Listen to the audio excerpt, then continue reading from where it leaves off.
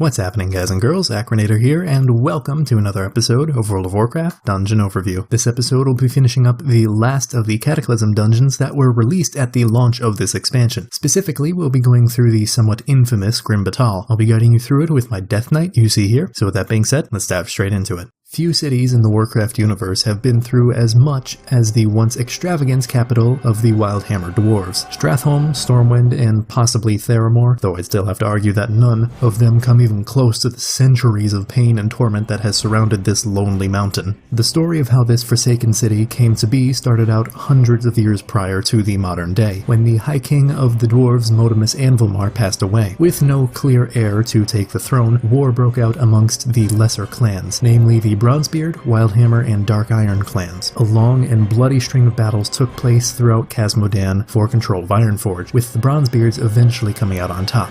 The Dark Irons would retreat to the caverns beneath Blackrock Mountain and eventually build Shadowforge City, while the Wildhammers would come to the modern-day Twilight Highlands to build Grim Batol, something of a mock-up to Ironforge. Regardless, the Northern Dwarves soon found peace with their situation and attempted to move on with their lives. Unfortunately, the Dark Irons were not so forgiving. Rather than take advantage of the rich environment around them in the core of their mountain, Sorcerer Thane Thaurissan and his people allowed their hatred of their cousins to fester, causing their feelings to reach a boiling point. Their plan was simple: to split the Dark Iron's forces in two, giving half to Thaurissan to assault Ironforge with, and the other half to his wife Mudgud to attack Grim Batol. They would make their kin pay for giving them the short end of the stick. Unfortunately, just about everything wrong that could happen did, and the Dark Irons were utterly defeated. Thaurissan failed to even breach the first line of defenses of Ironforge, who then chased him all the way back to Blackrock Mountain, where he and his counselors inevitably summoned Ragnaros and subjugated their people. In the meantime, the Bronzebeards also sent reinforcements to aid the Wildhammers, cutting Mudgud off from any hope of escape. Unfortunately for everyone within the vicinity, the Dark Iron's queen was no simple crown bearer, but instead a powerful shadow priest that, in her dying breath, cast a curse on the city, causing illness and death on any who dared to set foot inside. While the Wildhammers saved the majority of their people and regained allies in their Bronzebeard cousins, they were forced to relocate to the hills of the hinterlands to escape the curse of Grim Batol. The Dark Mountain has hosted a whole slew of other evils as the years have gone by, including but not limited to the original Horde invasion of Azeroth setting up camp and enslaving the Red Dragons from within, Onyxia experimenting with the original brood of Twilight Dragons, and now the Twilight's Hammer using the city to carry out Deathwing's will. There's no way to stop the curse at this moment in time, nor can we guarantee that us clearing out Grim Batol now won't leave the door open for yet another evil to take root in time, but that's not for us to worry about at the moment, because we can't allow the minions of the Void to get away with their nefarious schemes any longer. Grim Batol is a level 85 dungeon with a heroic mode located in the western portion of the Twilight Highlands. Just look for the giant mountain to the west, found just north of the Twilight Spire, and you should run into a path that spirals around the main dwarven entrance. The instance portal will be just inside.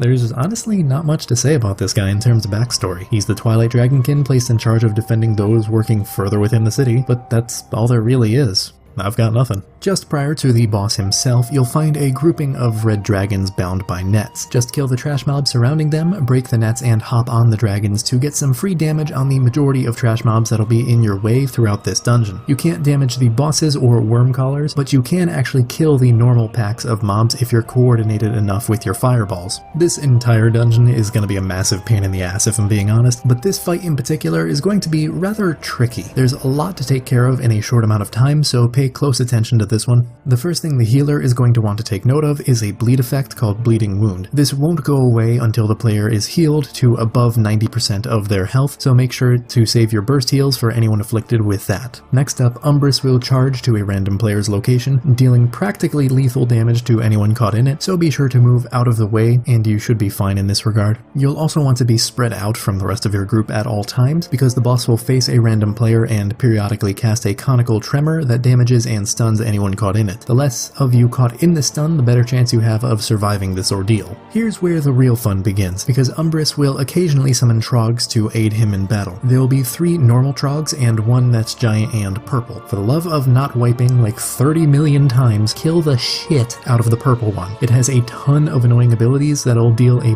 boatload of damage if not dealt with about as fast as it's allowed to spawn. The others can simply just be AoE'd down before returning to focus on the boss. And finally, the boss will enrage at 30% remaining health until he's killed, so save your cooldowns for this point in the encounter to make sure to not die.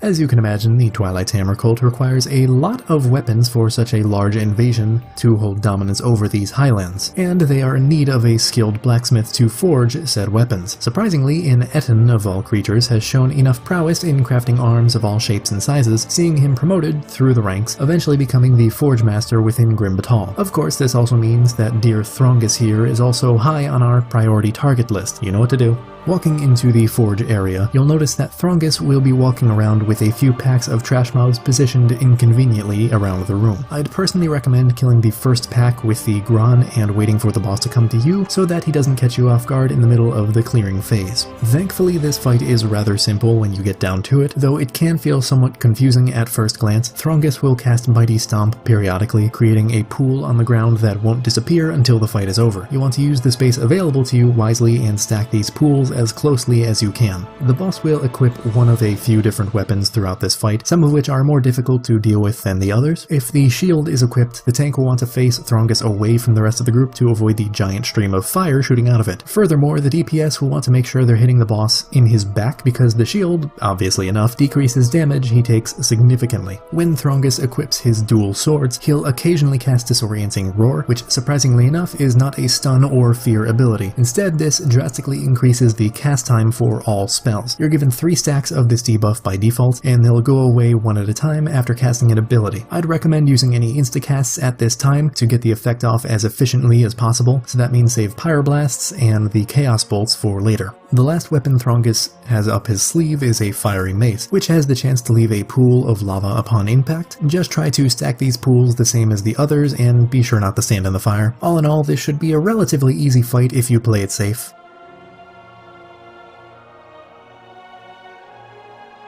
While the Twilight's Hammer stronghold is located due south of here, there is still a need for the troops on the ground to receive orders from Cho'Gall and the other high-ranking cultists overseeing this campaign. The Warlock Draga Shadowburner has been charged as the courier of all messages to and from Grim Batol, and with his companion, the Twilight Drake Valiona, no message has gotten into the enemy's hands. Until now, that is. After the first boss and just before yet another difficult encounter coming up next, it'll be nice to have this one be practically given to you. The fight starts off with Drago only having one ability to pay attention to, being Invocation of Flame. This is where a fire elemental will spawn and chase a random player around. Just kill the elemental before it can reach the person, and you don't have to worry about the insane amount of damage it would deal otherwise. Once the boss reaches 30% health, he'll jump off the nearby ledge and land on Valiona, one of the bosses from the Bastion of Twilight raid. Needless to say, the dragon won't be dying here, but we do need to take her down to 20% health to force her to retreat, leaving the boss behind to die alone. While she's up, however, Valiona will summon a large cloud-looking pool of shadow damage, so keep an eye out for that, though if I'm being honest, it's pretty hard to miss. Anyways, once you've reached this point in the fight, it's just a rinse and repeat for some easy loot.